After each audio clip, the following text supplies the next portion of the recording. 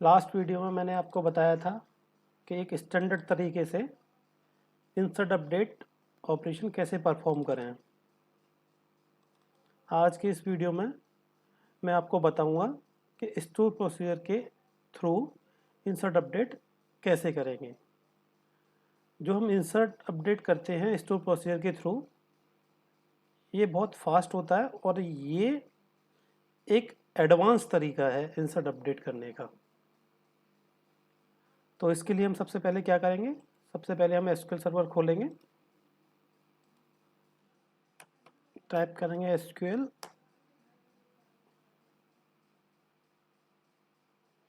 यहाँ पे अपना पासवर्ड डाल देंगे और यहाँ पे सिलेक्ट करेंगे अपना डाटाबेस। तो हमारा डाटाबेस है BMS, इसमें आता है प्रोग्रामेबिलिटी, इसको एक्सपेंड करेंगे और यहाँ सबसे पहला ऑप्शन आता है स्टोर प्रोसीजर। इस पर राइट क्लिक करेंगे और क्लिक कर देंगे न्यू स्टोर प्रोसीजर पे। तो ये टेम्पलेट पहले से बनी बनाई दे देता है, हम इसी को मॉडिफाई कर लेते हैं। क्रिएट प्रोसीजर, यहाँ पे होता है प्रोसीजर का नाम, प्रोसीजर का नाम लिख देता हूँ मैं, इंसर्ट अपडेट। तो हम क्या इंसर्ट अपडेट करेंगे, शॉप इन्फो को, शॉप इन्फो। अब यहाँ पे ये बोल रहा है add the parameter for the store procedure here. तो हम सारे पैरामीटर्स यहाँ पे ऐड कर देंगे। इसको सरल तरीके से करने के लिए एक तरीका ये भी है कि आप टेबल्स पे जाएंगे और जैसे हम इसके लिए स्टोर प्रोसीजर बना रहे हैं इंसर्ट अपडेट का, तो इस पर राइट क्लिक करेंगे और यहाँ पे script table as a create to new query editor window में कर देंगे। तो यहाँ पे ये हमें सारा मिल जाएगा। तो हम यहाँ से कॉपी पेस्ट कर सकते हैं। कॉपी किया तो इससे गलती होने के चांसेस बहुत ही कम रहते हैं। और यहाँ पे @ से इसको डिफाइन करते हैं, ID इंट, कोमा लगा के सेकंड कॉलम आ गया। फिर से सेम वही, यहाँ पे @ हो जाएगा,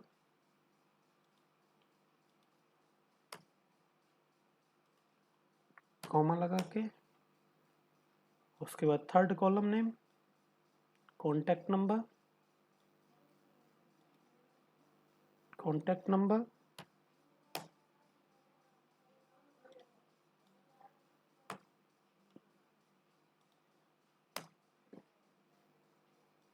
उसके बाद ईमेल,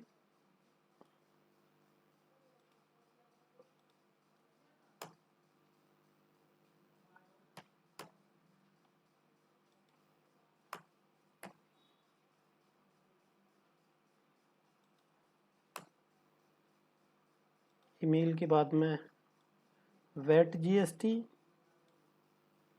Ctrl+C किया, Ctrl+V किया, @ लगा दिया,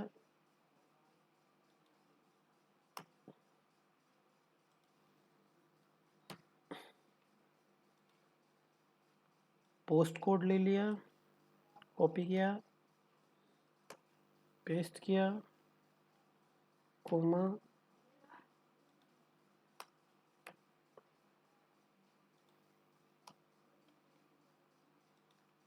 पोस्ट कोड के बाद वेबसाइट,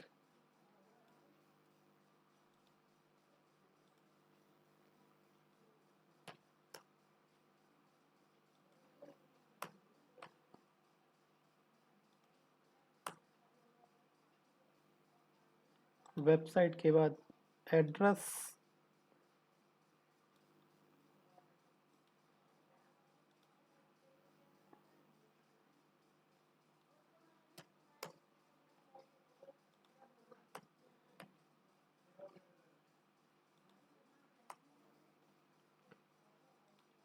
एड्रेस के बाद में प्रिंट लाइन 1,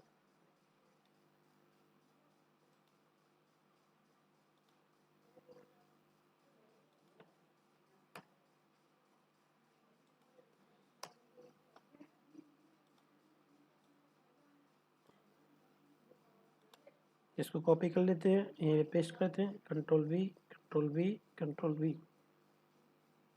इसको कर देते हैं हम print line 2, print line 3, print line 4।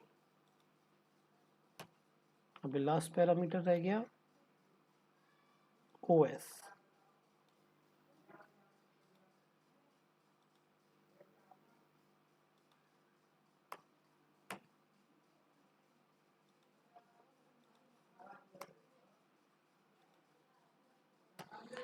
इसके बाद में हम एक पैरामीटर और डाल लेते हैं, CMD टाइप, और इसका जो टाइप रहेगा वो रहेगा varchar, उसको कर देते हैं 100।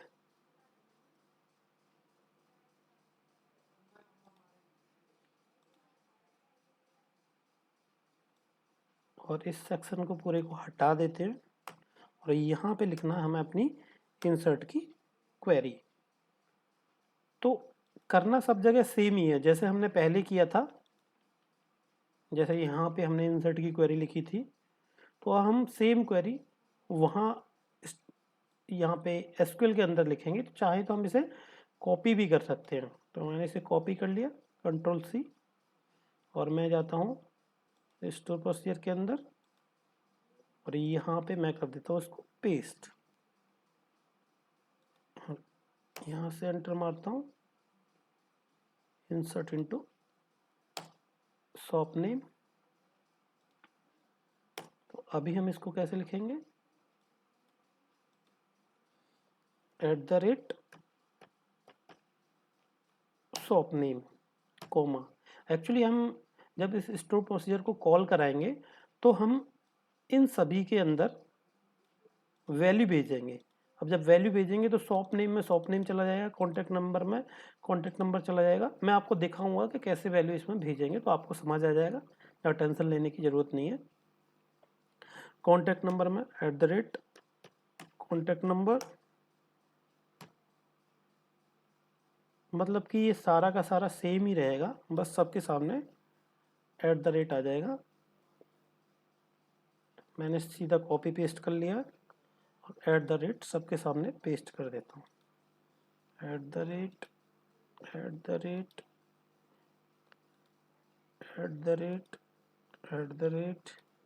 print1, print2, print3, print4, OS। और यहाँ पे हम अपना कोष्टक बंद कर देंगे।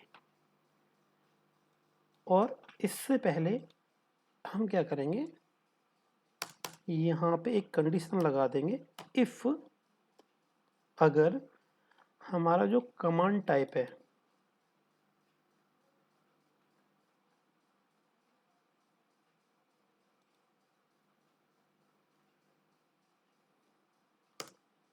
इक्वल टू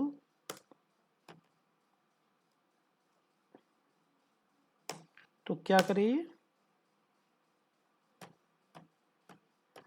बिगिन, और इसको बिगिन को यहाँ पे कर देंगे। जैसे हम C# में करली ब्रेसेस लगाते थे स्टेटमेंट को स्टार्ट करने से पहले और एंड करने पे उसको करली ब्रेसेस को क्लोज करते थे, ऐसे ही यहाँ पे बिगिन और एंड का यूज करते हैं। ये ब्लॉक हमारा बंद हो गया। तो हमारा यहाँ पे अगर कमांड टाइप में हम अगर इंसर्ट भेजेंगे तो ये हमारा इंसर्ट करेगा, अदरवाइज यहाँ से हम अपना एल्स का ब्लॉक लगा देते हैं, अदरवाइज ये अपडेट करेगा, एल्स बिगिन एंड। तो जैसे हमने इंसर्ट किया है वैसे ही हम अपडेट करेंगे। तो हमारा अपडेट की क्वेरी क्या आती है, अपडेट टेबल नेम। टेबल का नेम क्या है हमारा, शॉप मास्टर। उसके बाद कॉलम का name shop name, shop name. उसके बाद लिखते हैं set, set control V shop name equal to @ shop name comma contact number equal to @ contact number comma email equal to @ email comma VAT GST equal to @ VAT GST post code equal to @ post code website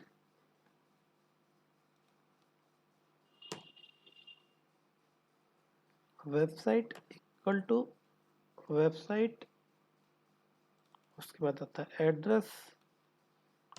address equal to address, उसके बाद आता है print line 1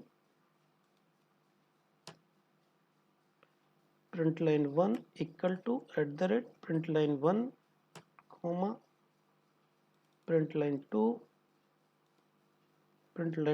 equal to @ print line 2 comma print line 3 equal to @ print line 3 comma print line 4 equal to @ print line 4 comma OS equal to @ OS where ID equal to @ ID। तो ये हमारा update का काम खत्म हो गया। अभी यहाँ पे हमें थोड़ा सा एडवांस और करना है, तो उसके लिए मैं तुम्हें बताता हूँ हमें क्या करना है। अगर बाई चांस यहाँ पे कभी एरर आ जाता है या फिर हमें कभी मल्टीपल रिकॉर्ड इंसर्ट करने हो, तो एक रिकॉर्ड हमारा इंसर्ट हो गया है, दूसरे रिकॉर्ड में कोई प्रॉब्लम आई है, तो पहला रिकॉर्ड भी हमारा इंसर्ट ना हो। तो इन सब चीज़ों को हम अभी से डाल के चलते हैं ताकि हमारा आगे से सारे स्टोर प्रोसीजर में सिमिलरिटी रहे। तो उसके लिए हम क्या करते हैं, उसके लिए हम कुछ वेरिएबल डिक्लेयर कर देते हैं।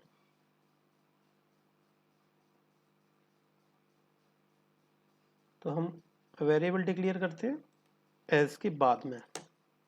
तो वेरिएबल डिक्लेयर करने के लिए हम लिखेंगे डिक्लेयर वेरिएबल का नाम। तो हम एक वेरिएबल बनाते हैं एरर नंबर,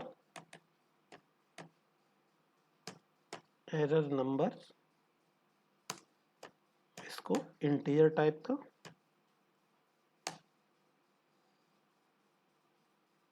उसके बाद हम दूसरा बनाते हैं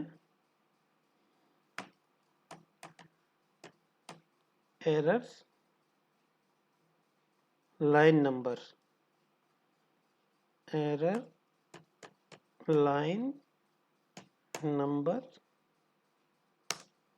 ये भी हमारा इंटीजर टाइप का रहेगा।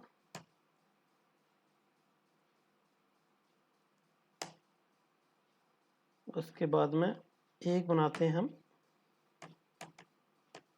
एरर मैसेज,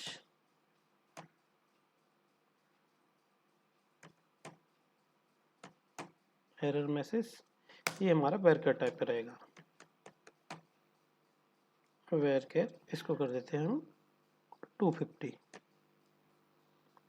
या हम इसको कर देते हैं 500।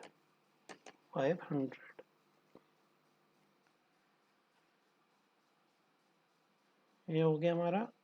और एक ले लेते हैं हम स्टेटस,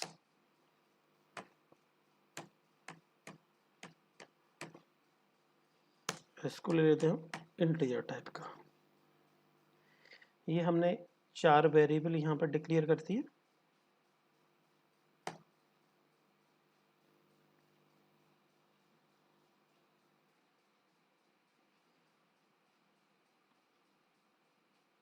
इसके बाद में हम क्या करेंगे, यहाँ एंटर मार के एक और एंटर मारेंगे और यहाँ पे लिख देंगे बिगिन ट्रांजैक्शन।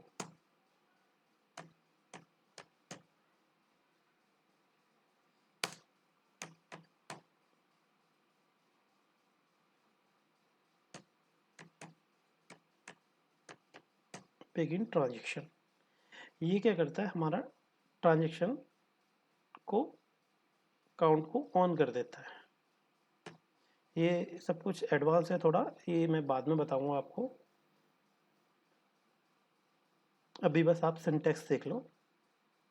उसके बाद जो ये वाला बिगिन है, हम इसके आगे बिगिन ट्राई लिख देते हैं।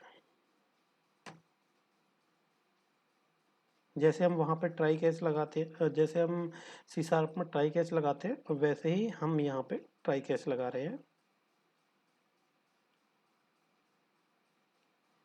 तो इस बिगिन का ये वाला एंड था, तो यहाँ पे हम एंड ट्राई हो जाएगा हमारा ये। उसके बाद हमारा कैच का सेक्शन स्टार्ट होगा, बिगिन कैच,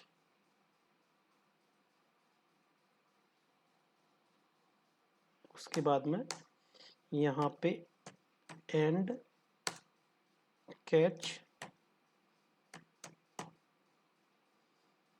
एंड कैच हो जाएगा यहाँ पे।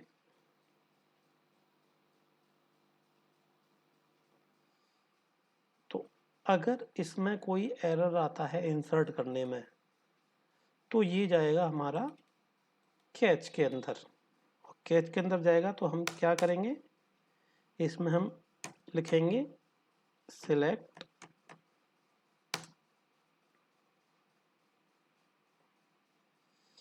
Status @ status equal to 0, coma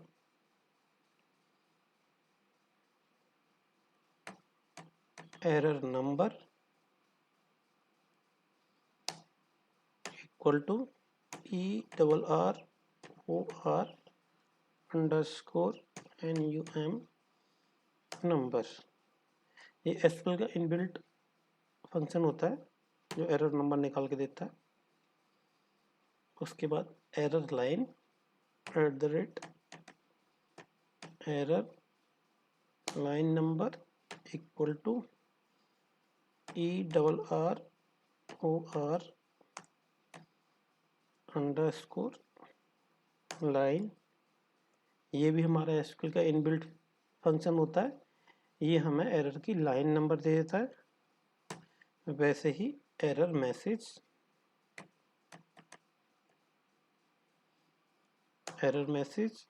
equal to ERROR error message. तो ये क्या करेगा, हमारा हमें सारी चीज़ें सिलेक्ट हो जाएंगी। उसके बाद यहाँ पे हम लगा देंगे इफ कंडीशन। इफ अगर हमारा TRANCOUNT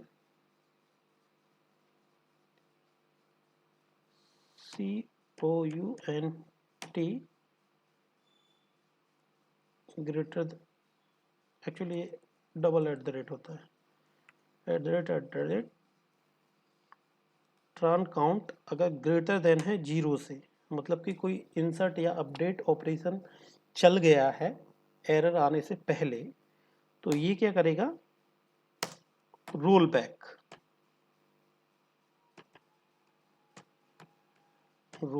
ट्रांजैक्शन।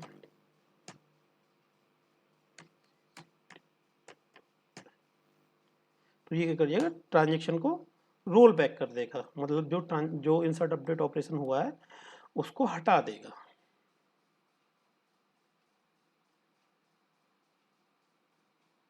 ये हमारा कैच का ब्लॉक हो गया। अगर हमारा सक्सेसफुली इंसर्ट अपडेट हो गया है तो क्या करेंगे हम, तो हम यहाँ पे पता करेंगे इफ हमारा ट्रान काउंट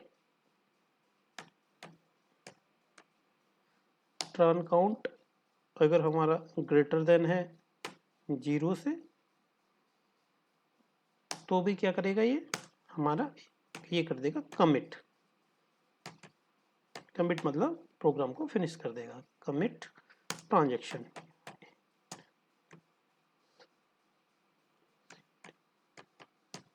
कमिट ट्रांजैक्शन।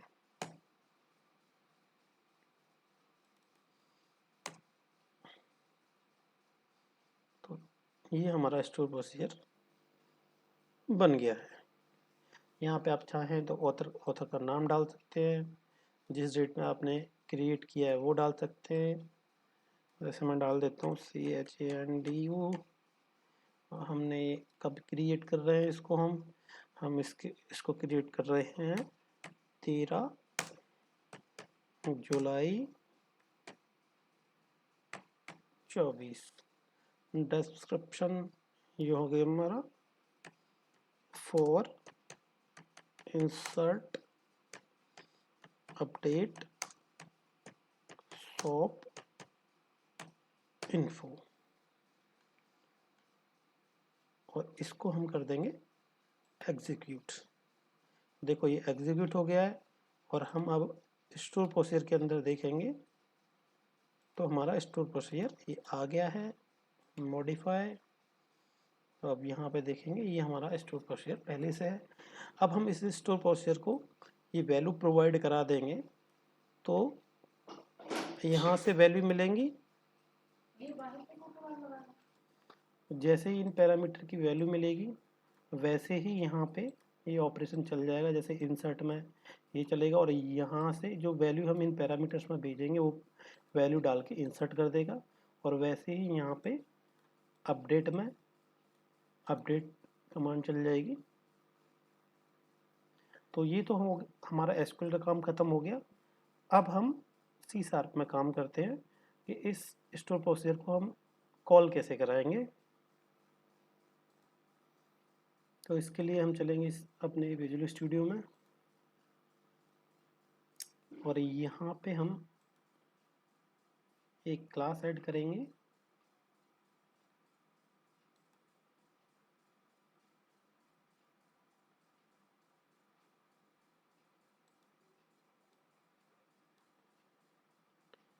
और क्लास का नाम दे देंगे हम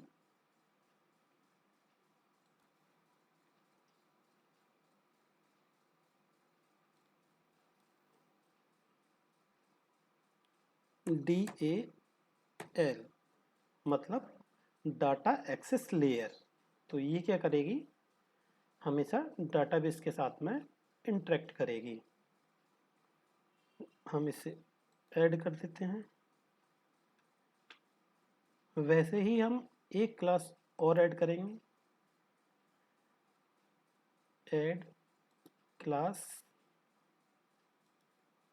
इसका नाम देंगे हम BAL, मतलब बिजनेस एक्सेस लेयर। इसमें क्या करेंगे, हम सारे के सारे हम अपने लॉजिक वगैरह लिखेंगे जो कि हमारा एप्लीकेशन लेयर से एक्सेस होंगे।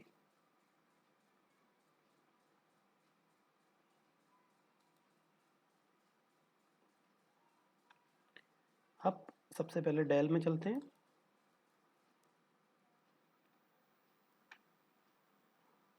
हम इस क्लास को इंटरनल की जगह पे इसे पब्लिक बना देते हैं, पब्लिक क्लास डेल।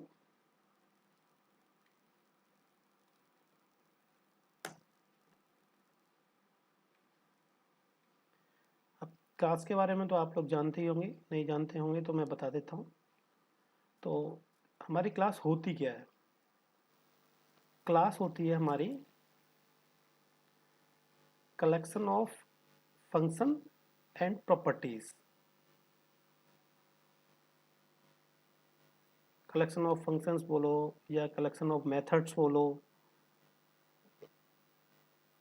तो हम इसमें प्रॉपर्टीज डिफाइन कर सकते हैं, मेथड्स डिफाइन कर सकते हैं, फंक्शन डिफाइन कर सकते हैं। तो हम यहाँ पे एक मेथड बनाते हैं, किसका, इंसर्ट अपडेट। जो हमने इंसर्ट अपडेट्स ऑफ इंफॉर्मेशन करी है तो उसको हम इम्प्लीमेंट करते हैं। तो यहाँ पे उसके लिए हम एक मेथड बनाना पड़ेगा। तो हम मेथड बनाते हैं, इसका नाम हम रखते हैं वही, पहले तो हमें इसका टाइप बताना पड़ेगा किस टाइप का है। तो पब्लिक, और ये रहेगा हमारा डाटा टेबल, डेटा टेबल। अब इसका नाम रहेगा इंसर्ट अपडेट सॉप इन्फो। तो सबसे पहले हमने क्या लिया था यहाँ पे स्टोर प्रोसीजर में, यहाँ पे हम अपना स्टोर प्रोसीजर खोल लेंगे। ये रहा, यही सारे पैरामीटर हमको सेम टू सेम डिट्टो पास करने होंगे। अगर कुछ भी गलती हुई तो आपको एरर मिलेगा। तो चाहे तो आप इसको कॉपी कर सकते हैं, कुछ भी करिए, लेकिन मेरा कहने का मतलब है जो पैरामीटर है वो आपको सेम ही रखना है। मैंने अल्ट के साथ टैब दबाया, तो यहाँ पे सबसे पहले इंटीजर टाइप का हमारा रहेगा आईडी, उसके बाद कॉमा लगाएंगे, उसके बाद आ गया हमारा शॉप का नेम, कॉमा लगाया, शॉप का नेम है हमारा वेरकेर, शॉप का टाइप है हमारा वेरकेर। अब वेरकेर होता है हमारा एसक्यूएल में, लेकिन सी शार्प में क्या होता है हमारा स्ट्रिंग।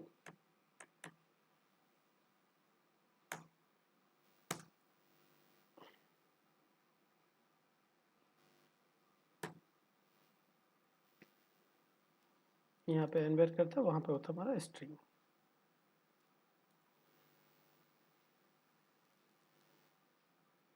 उसके बाद ये भी स्ट्रिंग,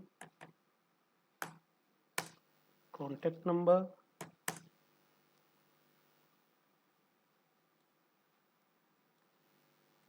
ईमेल,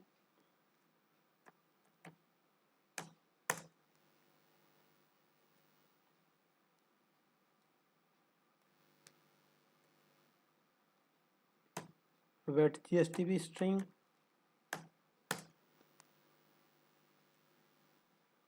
उसके बाद आ गया पोस्ट कोड, ये भी हमारा स्ट्रिंग।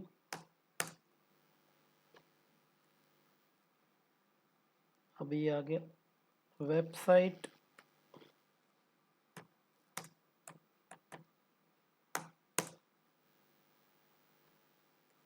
वेबसाइट के बाद आ गया address,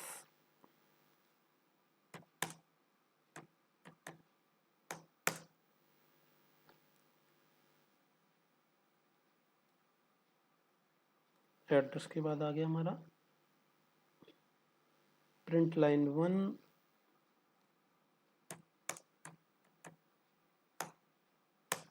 print line 1 string, print line 2 string, print line 3 string, print line 4, उसके बाद हमारा इंट ओएस, और उसके बाद हमारा स्ट्रिंग सीएमडी टाइप।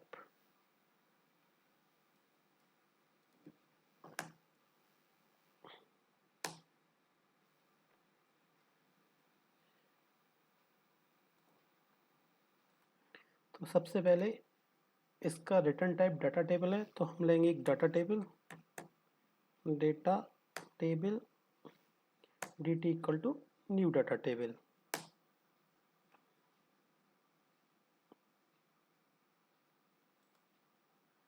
उसके बाद हमें ये सारे पैरामीटर पास करने हैं, तो हम लेंगे एक एरे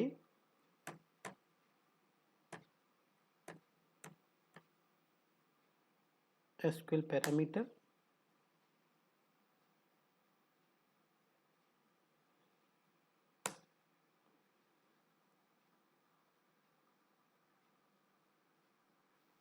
हमें इसमें ये भी बताना पड़ेगा कि कितने हमारे पैरामीटर हैं, तो हम काउंट कर लेते हैं 1 2 3 4 5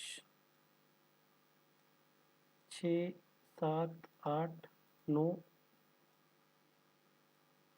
10 11 12 13 14।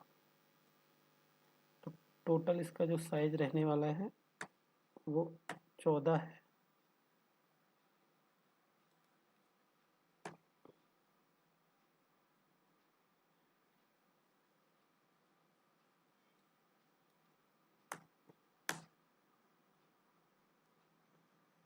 अब यहाँ पे हम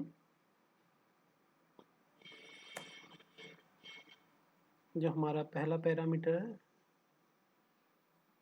वो हमारा आईडी है, तो यहाँ पे हमारा लग जाएगा @id।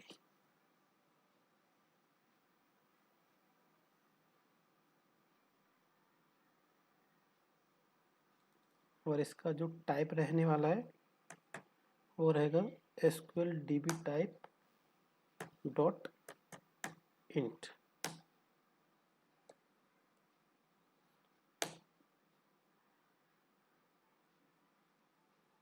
अब param 0 dot value equal to ID. तो यहाँ पे हमने बता दिया है जो हमारा पैरामीटर 0 है वो हमारा आईडी है और इंटीजर टाइप का है। उसकी जो वैल्यू रहेगी वो वैल्यू ये रहेगी, जो वैल्यू इसमें ये हम देंगे ये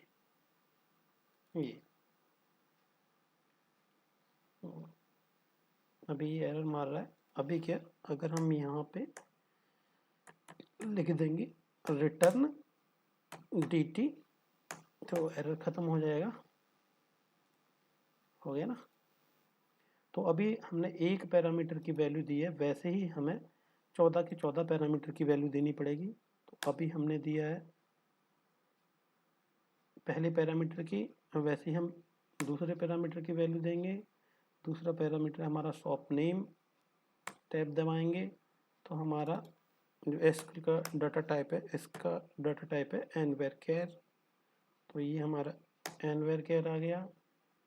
शॉप नेम था, इसके सामने हमारा @ लग जाएगा और ये हमारा डबल कोड के अंदर आ जाएगा।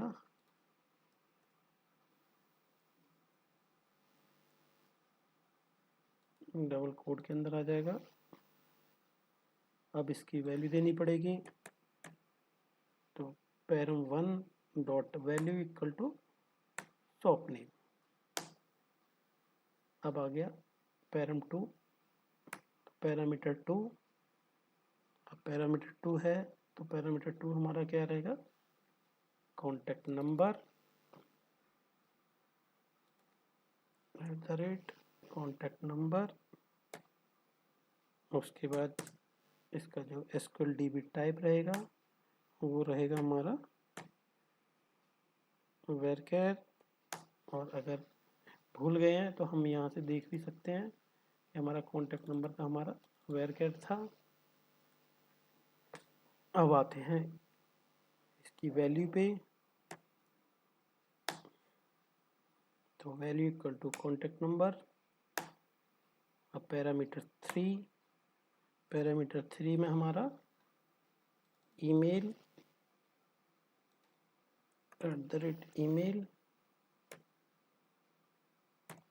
Type SQL DB type dot हमारा रहेगा varchar,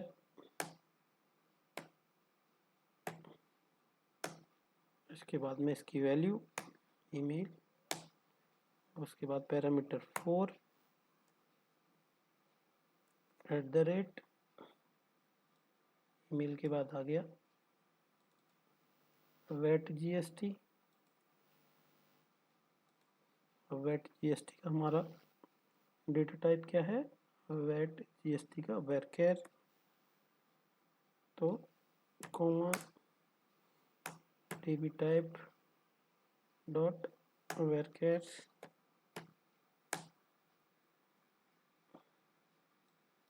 उसके बाद इसकी वैल्यू पैरम 4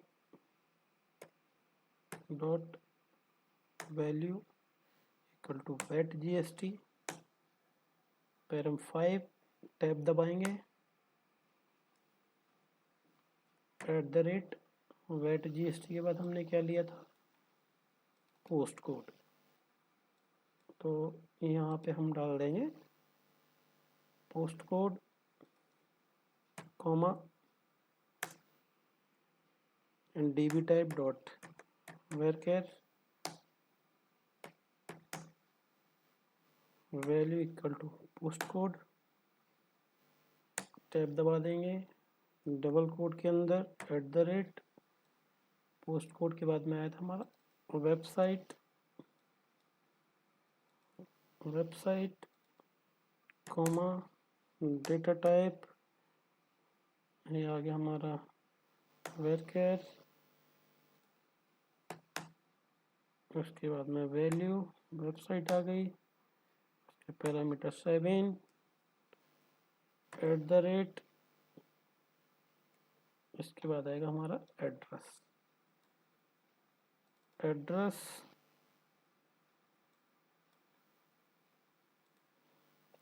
आ गया हमारा, एड्रेस का db टाइप, अब एड्रेस का हम देखते हैं, एड्रेस हमारा nvarchar है dot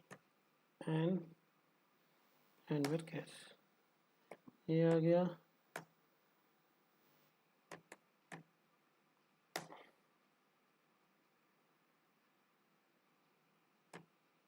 seven dot value equal to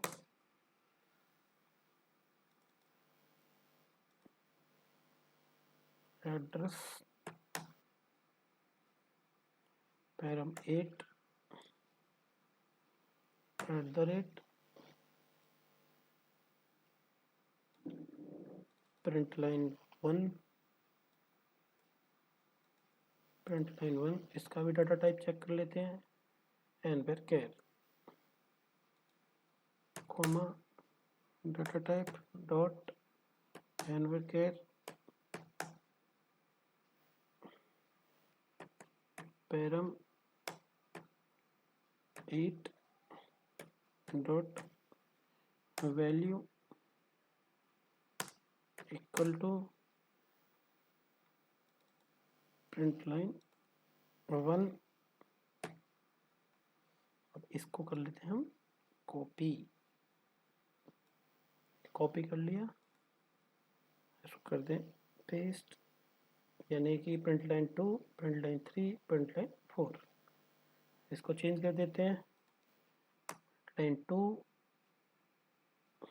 println 2 println 3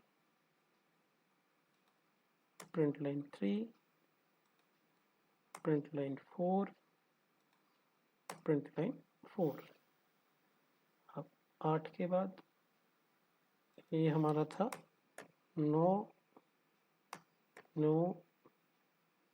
ये हो जाएगा हमारा 10, और ये भी हो जाएगा हमारा 10, ये हो जाएगा हमारा 11।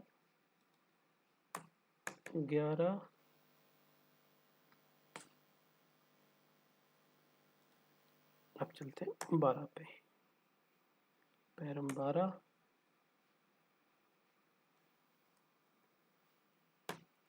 @ आएगा यहाँ पे OS data type int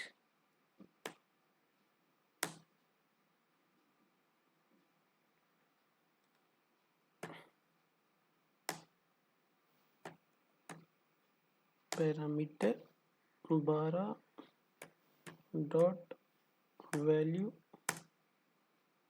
equal to OS अभी, यानी कि टोटल हो गए हमारा 12, कुछ ना कुछ रह गया हमारा, एक पैरामीटर कहीं ना कहीं रहा है, 0 1 2 3 4 5 6 7 8 9 10 11 12, क्या रह गया हमारा, आईडी हो गया, शॉप नेम हो गया, कॉन्टैक्ट नंबर हो गया, ईमेल हो गया, वैट GST हो गया, पोस्ट कोड हो गया, वेबसाइट हो गई, एड्रेस हो गया, प्रिंट लाइन 1 हो गई, प्रिंट लाइन 2 हो गया, प्रिंट लाइन 3, प्रिंट लाइन 4 और हमारा OS। दोबारा से गिन लेते हैं, 1 2 3 4 5 6 7 8 10 11 12 13 14 कमांड टाइप। तो हमारा लास्ट में रह गया कमांड टाइप। यहाँ पे आते हैं, अब यहाँ पे parameter 13 equal to new parameter @cmd type type comma db type, ये आएगा हमारा varchar इसकी वैल्यू 13 की वैल्यू होगी हमारी कमांड टाइप। अब यहाँ पे हम लगाएंगे सबसे पहले ट्राई, ताकि कोई एरर आए तो वो हमारा कैच में चला जाए, और यहाँ पे लगाएंगे हम अपना catch block, catch exe exception ex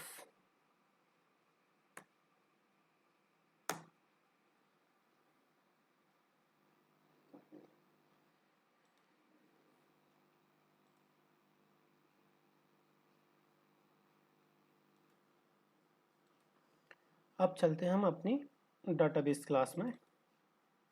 तो इसमें देखते हैं हमने क्या क्या कर रखा है। हमने यहाँ पे दो मेथड बना रखे हैं, एक बना रखा है हमने एग्जीक्यूट टेक्स्ट डाटा टेबल और दूसरा बना रखा है हमने एग्जीक्यूट टेक्स्ट, और एक बना रखा है हमने प्रिपेयर कमांड टेक्स्ट। तो जो अभी हमने एग्जीक्यूट टेक्स्ट डाटा टेबल बना रखा है उसमें हम खाली कमांड टेक्स्ट इसे भेजते हैं, उसके बाद में ये हमें रिटर्न करके डाटा टेबल दे देता है। लेकिन अभी जो हमारे पास है, अभी हमारे पास में एक तो कमांड है और दूसरा क्या है हमारे पास में पैरामीटर्स हैं। तो ये वाला हमारा सेम तो काम करेगा नहीं,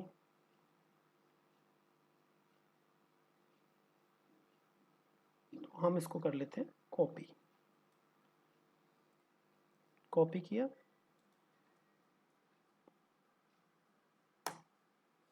उसको कर देते हैं पेस्ट और इसका नाम चेंज कर देते हैं, टेक्स्ट की जगह पे इसको कर देते हैं हम एग्जीक्यूट डाटा टेबल। इसको क्या चाहिए, इसको एक तो कमांड टेक्स्ट चाहिए, कॉमा इसको क्या चाहिए, जो पैरामीटर्स हैं एसक्यूएल के वो चाहिए। तो हम लिख देते हैं एसक्यूएल पैरामीटर, और ये क्या रहेगा हमारा एरे। हम इनको लिख देते हैं एसक्यूएल पैरामीटर।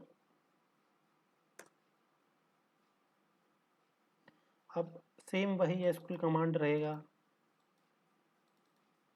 सेम वही डाटा टेबल रहेगा, सेम वही एसक्यूएल कनेक्शन रहेगा, लेकिन जो प्रिपेयर कमांड है तो इसमें कमांड जा रहा था, कनेक्शन जा रहा था, और हमारा ये क्या जा रहा था, ये जा रहा था हमारा ट्रांजैक्शन जा रहा था, और कमांड टेक्स्ट जा रहा था। तो इसके साथ ही इसमें हम एसक्यूएल के जो पैरामीटर है वो भी हम भेज देंगे, एसक्यूएल पैरामीटर भी हम इसमें भेज देंगे। तो अब उसके लिए ये तो एक्सेप्ट, अब यहाँ पे ये एरर दे रहा है। क्यों एरर दे रहा है? क्योंकि जो हमने प्रिपेयर कमांड बना रखा है उसमें हमने एसक्यूएल पैरामीटर के लिए कोई प्रोसीजर ही नहीं, एसक्यूएल पैरामीटर का हमने कोई वेरिएबल ही नहीं दे रखा है, यहाँ पे हमने दे ही नहीं रखा है। तो हम क्या करेंगे, इसको कॉपी करते हैं, control C, enter, control V, और प्रिपेयर कमांड टेक्स्ट है तो इसका नाम हम चेंज कर देते हैं, इसका कर देते हैं हम प्रिपेयर कमांड। और यहाँ पे हम लास्ट में दे देते हैं एसक्यूएल पैरामीटर,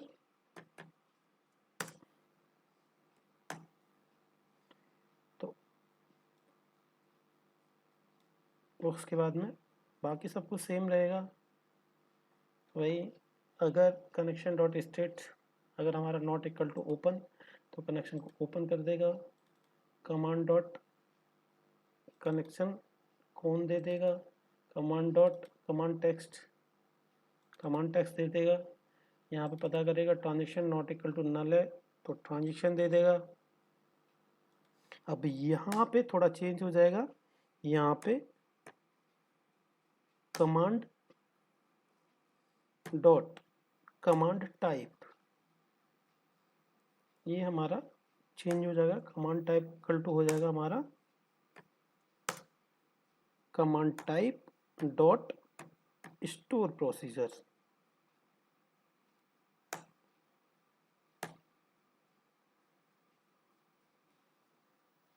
उसके बाद यहाँ पे हम पता करेंगे इफ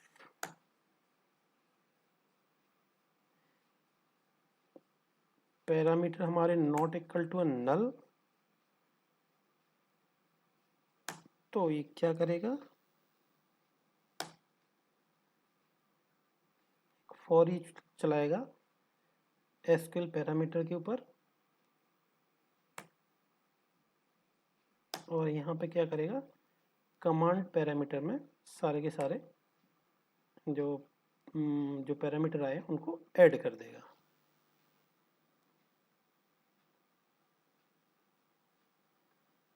अब इसको हम कॉपी करते हैं और इसको कॉल करा देंगे हम यहाँ पे।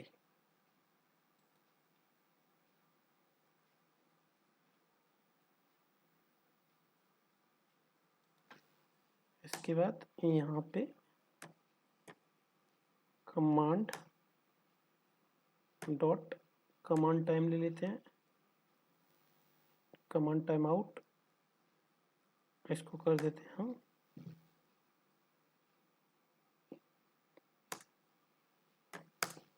300। उसके बाद कमांड एडाप्टर के लिए दे देते हैं और एडाप्टर से फिल करा देते हैं, और कमांड के जो पैरामीटर हैं, क्योंकि हमारा सारा काम हो गया, command dot parameters dot clear कर देते हैं।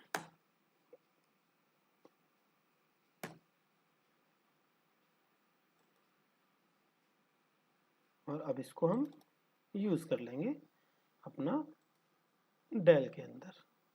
डेल के अंदर कैसे करेंगे, जो हमारी dt हमने लिया था तो dt equal to database dot execute data table. यहाँ पे हमारा जो कमांड टेक्स्ट क्या था, कमांड टेक्स्ट इसमें लेंगे और इसमें क्या लेंगे हम, एसक्यूएल पैरामीटर्स।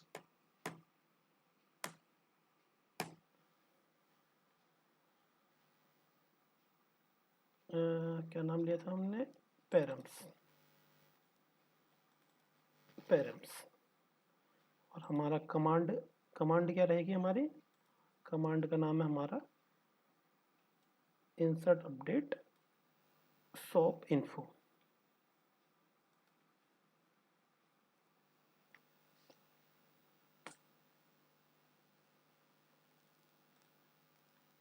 ये हमारा इतना हो गया।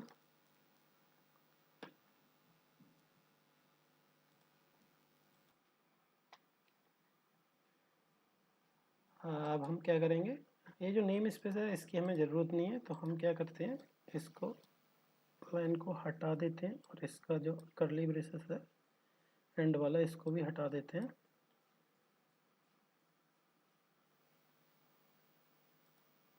अब सेम काम हम इसमें बेल के अंदर भी कर लेते हैं। पहले तो इसको पब्लिक टाइप की बना लेते हैं, पब्लिक क्लास बेल, और हमें नेम स्पेस की इसकी ज़रूरत नहीं है तो हम इसको हटा देते हैं। इसका एंड वाला कर्ली ब्रेसेस भी हटा देते हैं। अब हम इस क्लास के अंदर क्या करेंगे, सबसे पहले तो हमारी जो डेल क्लास है उसका ऑब्जेक्ट बना लेंगे। तो ऑब्जेक्ट बनाने के लिए हम क्या लिखते हैं, DAL क्लास का नेम, उसके बाद उसका ऑब्जेक्ट का name DAL equal to new DAL. अब बनाएंगे public insert underscore update underscore shop info. और ये हमारा किस टाइप का, डाटा टेबल।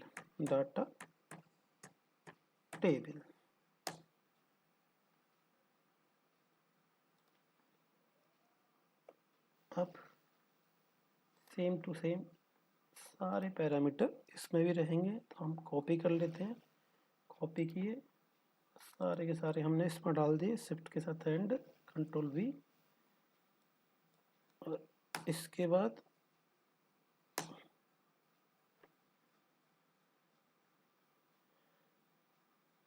हम डायरेक्ट रिटर्न कर देते हैं, रिटर्न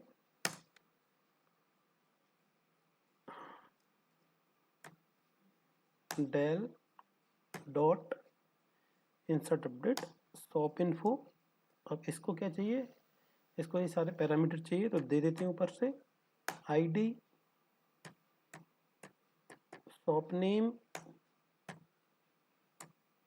कॉन्टैक्ट नंबर, ईमेल के बाद में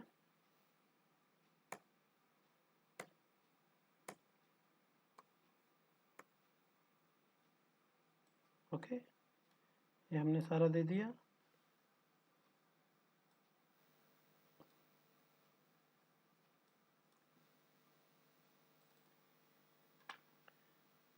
अब चलते हैं हम अपने शॉप इन्फो पे। शॉप इन्फो जहाँ पे हम सेव कर रहे थे, तो यहाँ पे हमारी रिसीव ID इक्वल टू 0 है।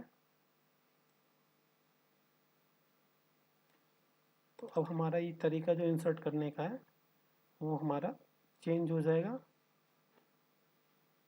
अब वो हमारा तरीका कैसे हो जाएगा,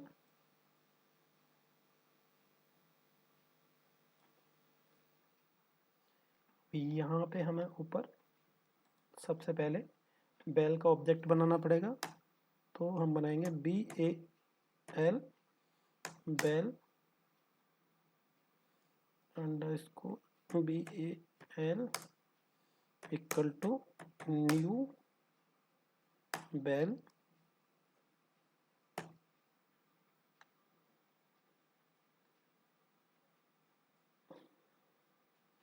और यहाँ से सर हटाना पड़ेगा और यहाँ पे हम क्या लिखेंगे, यहाँ पे लिखेंगे हम data table dt equal to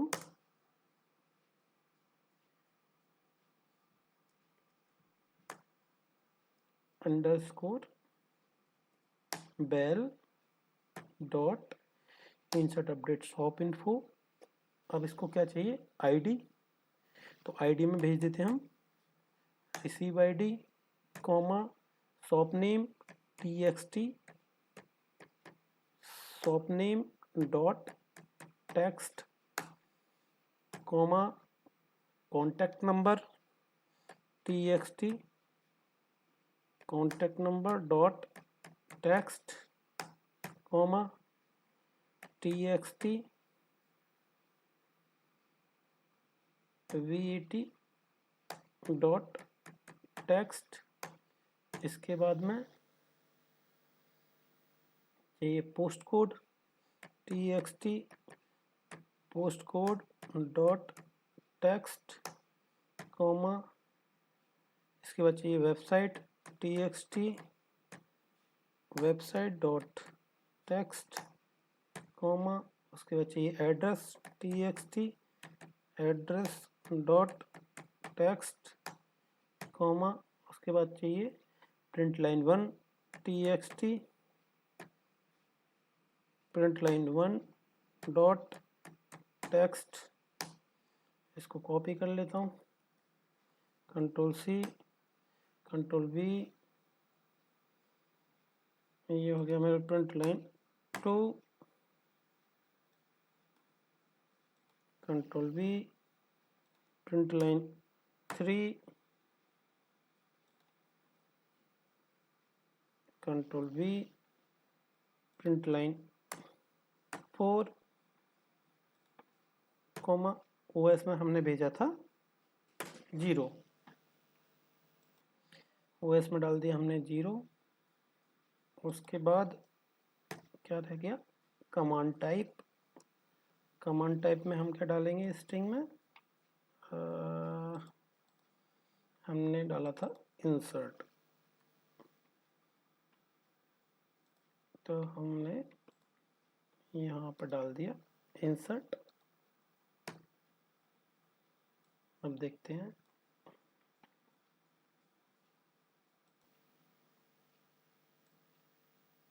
अभी ये एरर मार रहा है, क्यों मार रहा है एरर, ये कह रहा है there is a no argument given the correspondent to the required parameter command type of BAL int string string string.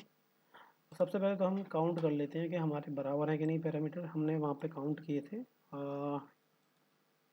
Del के अंदर, तो हमारे पैरामीटर कितने थे 14, और यहाँ पे हम देखते हैं कितने पास कर रहे हैं हम, यहाँ पे 1 2 3 4 5 6 7 8 9 10 11 12 13, मतलब कि एक हमारा मिसिंग रह गया है। कुछ देख लेते हैं हमारा क्या मिसिंग रह गया है। पहला हमारा आईडी है, शॉप नेम है, कॉन्टैक्ट नंबर है, तो यहाँ से चलते हैं ID shop name contact number, उसके बाद है हमारा ईमेल। अब यहाँ पे ईमेल हम मिस कर गए, तो हम यहाँ पे कॉमा लगा के txt ईमेल डॉट टेक्स्ट। अभी देखेंगे हमारा जो एरर है वो हमारा चला गया है, यानी कि ये बिल्कुल सही हुआ है।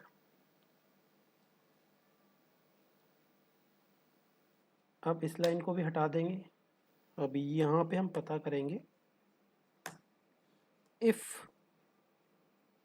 dt dot rows dot count greater than है 0 से,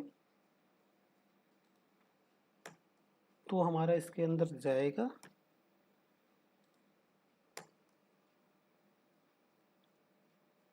otherwise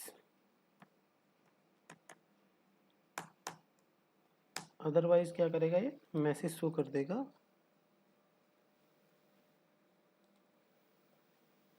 insert error.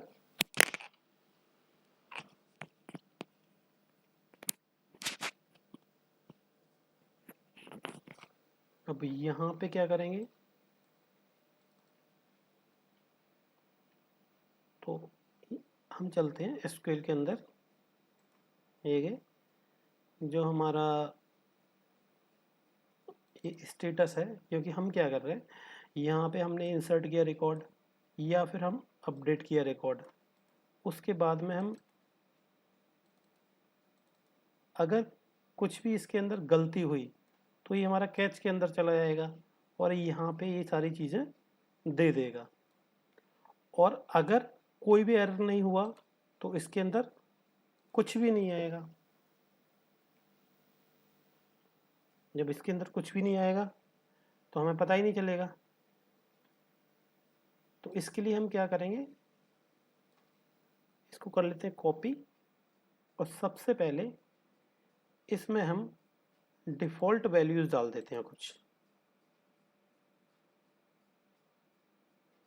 Default value मतलब कि उसमें कुछ डाल देते हैं। अगर जैसे मैं आपको दिखाई देता हूँ, इसके बाद में हम सीधा एक सेलेक्ट का स्टेटमेंट चला देते हैं।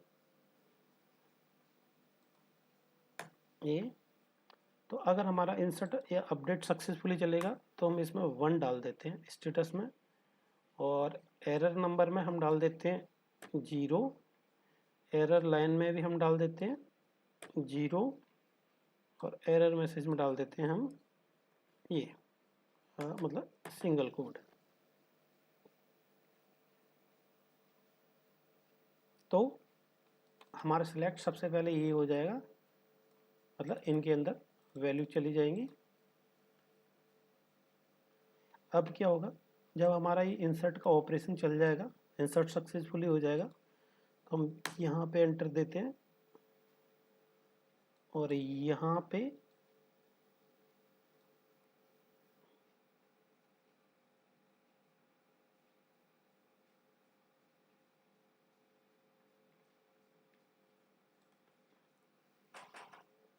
ये डाल देते हैं हम सिलेक्ट स्टेटस एज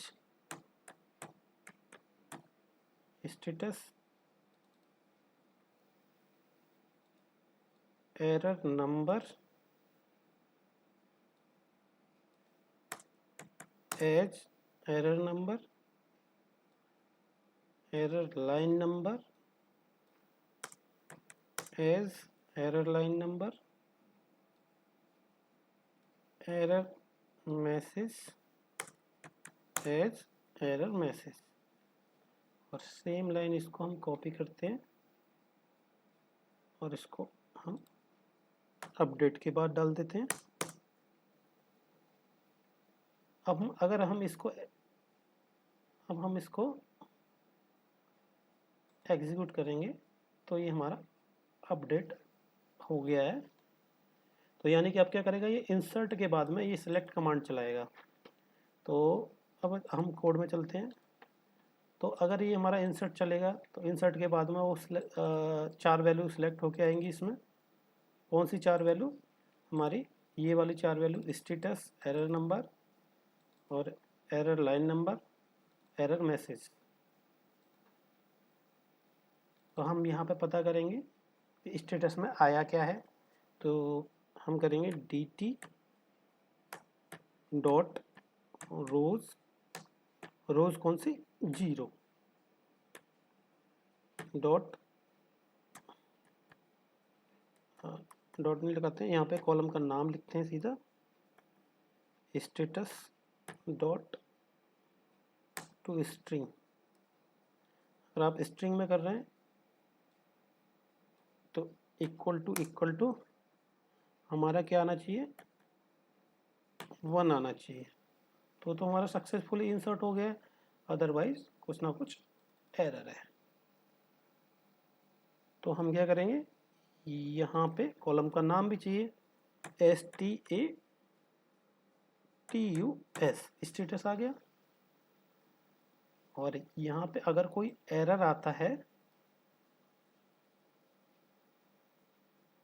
तो हमें वो एरर भी प्रिंट कराना है, तो हम इसको कॉपी करते हैं और यहाँ पे इसको पेस्ट कर देते हैं और SQL से ले आते हैं हम एरर मैसेज। तो ये यहाँ पे एरर मैसेज भी दे देगा। और अगर आप चाहते हैं कि एरर की लाइन भी पता चल जाए तो आप यहाँ पे इस मैसेज को अपने हिसाब से मॉडिफाई कर सकते हैं। जैसे स्ट्रिंग में लिखेंगे ERROR error, ERROR error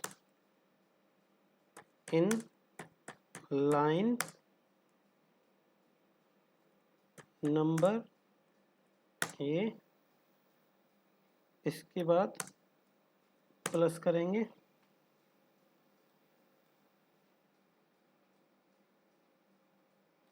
control C करेंगे, कंट्रोल V कर देंगे, प्लस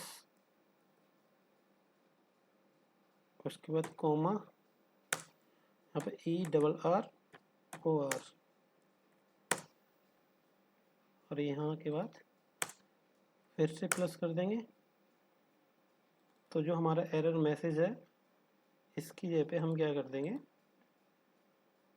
एरर लाइन नंबर। तो हमारा एरर ये लिखा आएगा, एरर लाइन नंबर, यहाँ पे लाइन नंबर उठा लेगा ये DT से और यहाँ पे एरर के बाद में एरर का मैसेज दे देगा। तो हमारा यहाँ पे सक्सेसफुली इंसर्टेड हो गया। वैसे ही सेम अपडेट के केस में चलेगा। तो जो पूरा का पूरा है यहाँ से लेके केस तक का पूरा कॉपी कर लेते हैं, control C, I think try रह गया, पूरा कॉपी करते हैं, कंट्रोल C,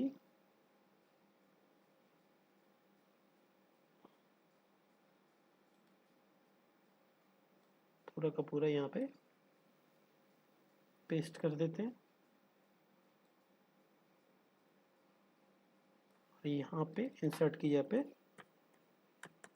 अपडेट लिख देते हैं और यहाँ 0 की जगह पे 1 भेज देते हैं। अब शॉप इंफॉर्मेशन सक्सेसफुली अपडेटेड और यहाँ पे लिख देंगे अपडेट एरर। बाकी सब सेम टू सेम रहेगा। मैं इसे सेव करता हूँ और रन कराता हूँ। यहाँ पे अभी एरर आ रहा है, देखते हैं क्या एरर है। The name database does not exist in the current context. यहाँ पे देखते हैं द नेम डाटाबेस क्यों आ रहा है ऐसा, एरर क्यों आ रहा है। ये कह रहा है हमारा error the name database does not exist in the current context. Database class पे चलते हैं। ओहो, यहाँ पे bms.appcode लिखा रह गया। हमें इस नेम स्पेस की बिल्कुल ज़रूरत नहीं है, तो हम इसको हटा देते हैं, सेव करेंगे। अब हम देखेंगे ये एरर चला गया है। अब हम इसको रन करेंगे। अब देखते हैं क्या एरर आ रहा है। अब ये कह रहा है कि ये हमारा एग्जिस्ट नहीं करता है, तो हम इसको भी हटा देंगे, सेव करेंगे, रन कराएंगे। अब मैं इसको रन कराता हूँ। शॉप इन्फो में जाता हूँ, और इसको अपडेट कर देता हूँ, 1 कर देता हूँ यहाँ पे, और यहाँ पे मैं यहाँ पे भी 1 कर देता हूँ, सेव करता हूँ, shop information successfully updated, okay. इस पे गया, ये भी अपडेट हो गया और ये भी अपडेट हो गया, सेव करता हूँ, ओके करता हूँ, शॉप इन्फॉर्मेशन में गया, यानी कि ये एकदम सही चल रहा है। तो हमारा इंसर्ट अपडेट का जो ऑपरेशन है वो स्टोर प्रोसेसर के थ्रू सक्सेसफुली हो गया है। नेक्स्ट वीडियो में अभी जो हमारा ये शॉप इन्फॉर्मेशन है, ये जो सिलेक्ट होके आ रही है, ये अभी हमारी क्वेरी से आ रही है, ये स्टोर प्रोसेसर से नहीं आ रही है। तो नेक्स्ट वीडियो में इसे हम स्टोर प्रोसेसर से लाएंगे और एक नया फॉर्म भी बनाएंगे। ठीक है, enjoy, thank you for watching.